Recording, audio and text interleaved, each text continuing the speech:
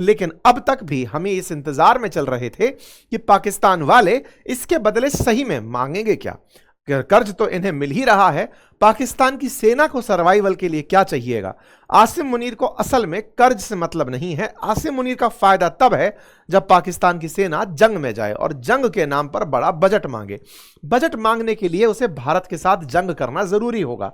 तो ऐसे में दुनिया भर से तारीफों की पुल बंधवा चुका पाकिस्तान अब भारत की तरफ फिर से रुख करता दिख रहा है, क्योंकि जिस तरह से दुनिया का समर्थन प्राप्त करके ये तृप्त हो चुके हैं, इन्हें विश्वास है कि दुनिया से जब ये कहेंगे कि हमें भारत से लड़ना मजबूरी था, तो शायद दुनिया इनके साथ आकर खड़ी हो जाएगी। आसिम मुनीर और शहबाज शरीफ की ये जो जोड़ी इस समय बनी है, इस जोड़ी ने विश्व के सामने खुद को एक शांति के प्रचारक के रूप में प्रस्तुत करने का प्रयास किया है, ना कि आतंकवाद के प्रायोजक के रूप में।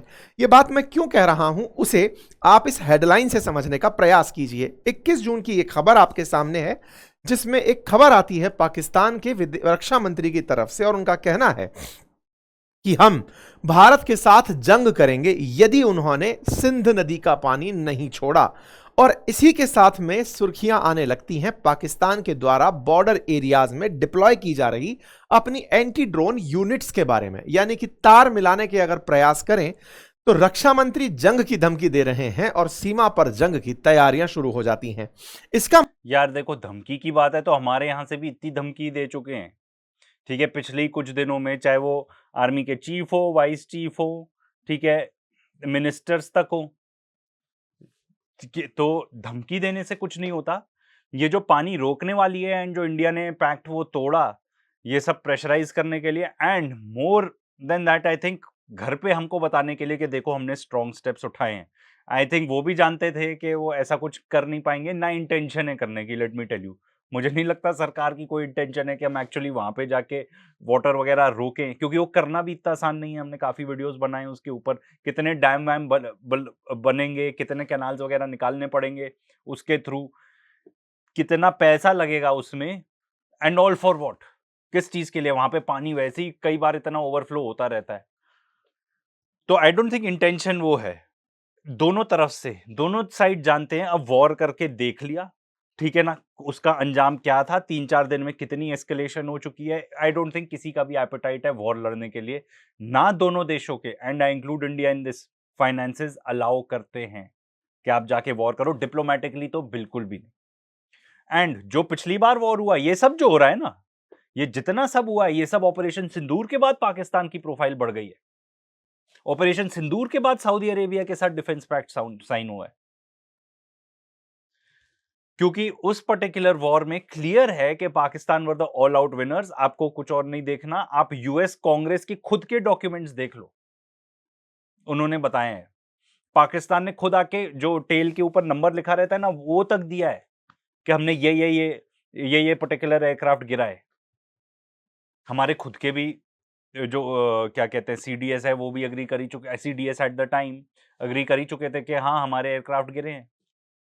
तो वो तो all and out clear victory थी पाकिस्तान के लिए, ठीक है।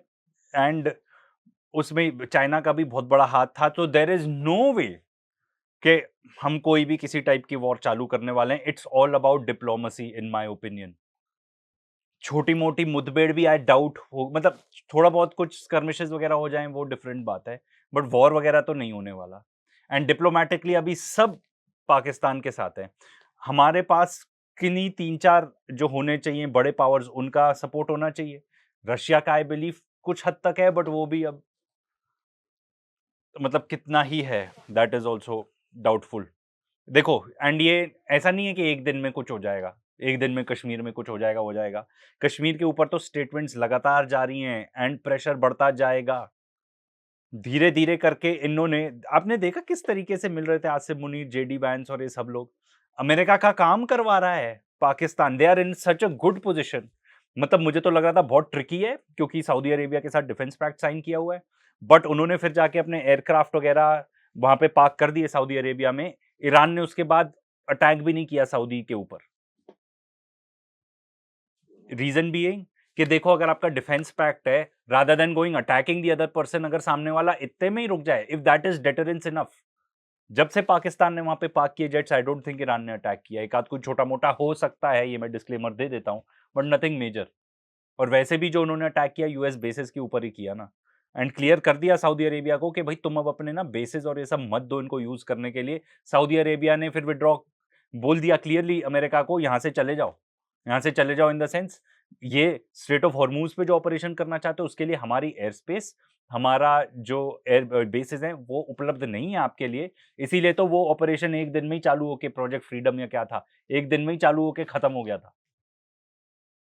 तो भाई जब आप बात करके सुलटा सकते हो मामला, तो you don't need to go to war. And Pakistan यही सेम चीज इंडिया के साथ प्ले करेगा। ठीक है, एक हो गया कश्मीर इशू, दूसरा देखना ब्रिक्स में एंट्री होगी पाकिस्तान की।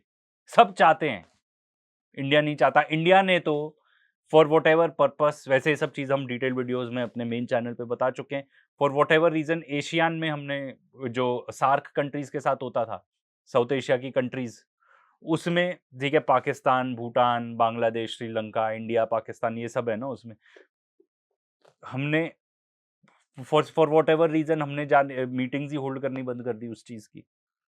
अब उसमें क्योंकि पाकिस्तान, चाइना और बाकी सब देश चाहते थे चाइना इन्वॉल्व हो जाए, इंडिया जानता है कि चाइना इन्वॉल्व हो जाएगा उसमें, तो फिर हमारी तो चलेगी नहीं। तो एज अ रिजल्ट हो सकता है वो कोई नई बॉडी बना ले जिसमें चाइना रहे, इंडिया ना रहे, तो हम फिर यहाँ पे आइसोलेट हो जाएंगे। तो हमारे लिए आवाज उठाने वाला कोई बचा नहीं है। एंड इसके इजराइल का साथ देना ना इतना नेगेटिव इम्पैक्ट करता है हमको। एग्जाम्पल में इंडिया का क्या बोलूं, छोड़ो, सबसे ज्यादा जो पीड़ित है उसको सपोर्ट देने के लिए जर्मनी का एग्जाम्पल ले लो। यूएनएससी के सीट की इलेक्शन होते हैं, दशकों से जीतते आ रहे हैं वो, शायद हर 8 साल में होता है, आई कांट रिमेंबर, दशकों से जीतते आ रहे हैं, इस बार हार गए। एंड उसने आके क्लियरली बोला कि ये इसलिए है क्योंकि हम इसराइल को सपोर्ट करते थे, उनके फॉरेन मिनिस्टर ने आके बोला है क्लियरली। तो भाई ये सब मामलों में तो मतलब ठीक ठाक से सोचना पड़ेगा, मतलब ओवरहॉलिंग रिक्वायर्ड है फॉरेन पॉलिसी की।